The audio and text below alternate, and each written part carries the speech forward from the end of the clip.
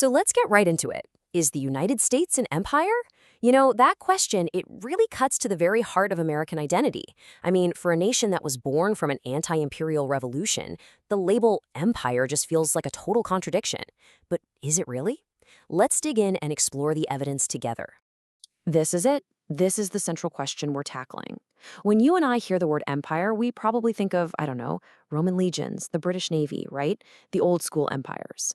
But for centuries, thinkers, historians, and politicians have all asked that same question. Does that label, does it also apply to the United States? A simple yes or no, well, it gets really complicated really fast when you look at a map like this one. What you're seeing is the massive military footprint of the United States back in 2007. We're talking troops or access to facilities all over the globe. A presence this widespread, well, it's a huge reason why the question of empire just keeps coming up, again and again. Okay, so what do we even mean when we say American imperialism? Let's just get on the same page. For our purposes here, it's really the combination of economic, military, and cultural influence that the U.S. has on other nations. And, importantly, it's often tied to a long history of territorial expansion. All right, to really understand this, let's start by rewinding the clock a bit and looking at the history, because this isn't just some modern debate from the 20th or 21st century. Oh no. The American drive to expand has roots that go way, way back to the nation's earliest days. This quote from historian Sidney Lenz really just hits the nail on the head. It perfectly frames the historical context for us. The idea here is that expansion, first westward across the continent and later overseas, it wasn't some kind of accident. It was a core part of the American project from the very beginning, and it often came at a steep price for the people who were already there. Native Americans, Mexicans, and others who stood in the way.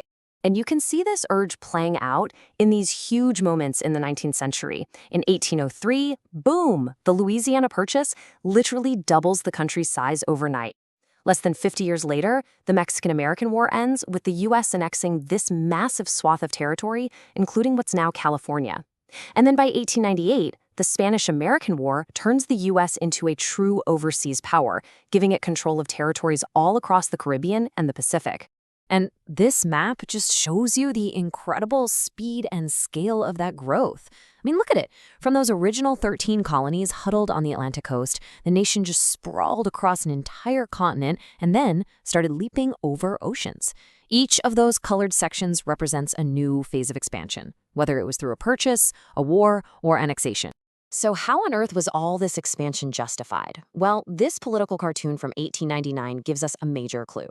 It shows Uncle Sam as this very stern school teacher lecturing his new class in civilization.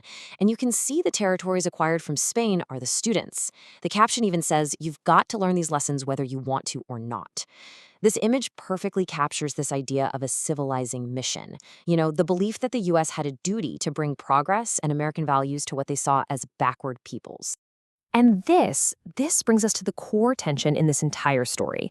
It's the conflict between America's founding ideals, liberty, self-governance, and its actual actions as an expanding global power. Right at the heart of this conflict is this powerful idea called American exceptionalism. This is the belief that the United States is fundamentally different. It's special. A nation guided by freedom and democracy, not by the selfish interests that drove all those old European empires. It's the core belief that America just doesn't do empire. And here you see that exact idea expressed in our time. In 2003, as the U.S. was invading Iraq, the Secretary of Defense, Donald Rumsfeld, just flatly denied any imperial ambitions whatsoever. This is a very, very common official stance. The U.S. doesn't act for conquest, it acts for security and for freedom.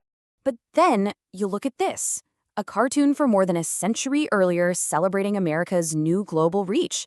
It proudly shows an American sphere of influence stretching 10,000 miles from tip to tip. The contrast between this and what we just saw it's jarring, right? And it gets right to the heart of the American contradiction. A nation that officially rejects empire while often acting in ways that look, well, very imperial. So how are we supposed to make sense of this contradiction today? Well, the modern debate over American empire is every bit as divided as the historical evidence itself.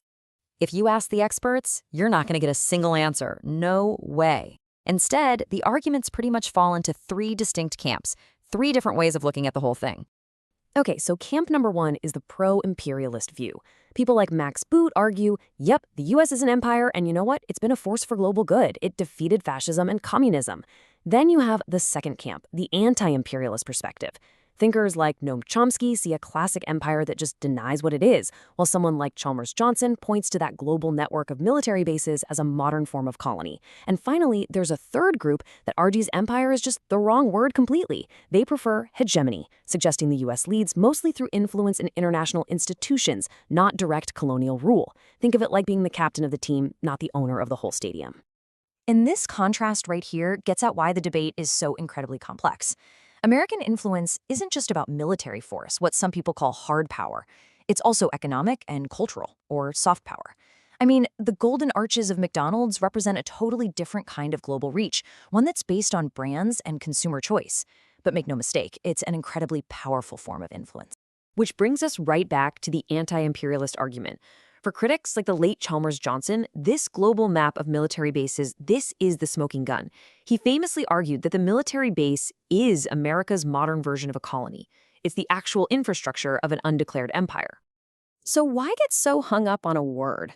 I mean, really, whether you call it an empire, a hegemony, or something else entirely, why does the label itself matter so much? This quote from historian A.P. Thornton just nails it. The word imperialism isn't just some neutral, sterile descriptor you'd find in a textbook. No, it is loaded with emotion and a ton of historical baggage. Using that word frames how we, and frankly, how the rest of the world interprets America's actions on the global stage. So at the end of the day, we're left with a few key questions. Does the label empire actually accurately describe U.S. foreign policy? Or does it maybe hide some crucial differences from the empires of the past, like the Romans or the British? You know, how you answer that really just depends on what you choose to focus on. Do you prioritize military and economic dominance? Or do you put more weight on things like the consent of the people being governed or the impact on other nations? And so we end up right back where we started. In the 21st century, is empire a useful label for understanding America's role in the world? Or is it a relic? A word from the past that just causes more confusion than it gives us clarity. The debate, as you can see, is far from over.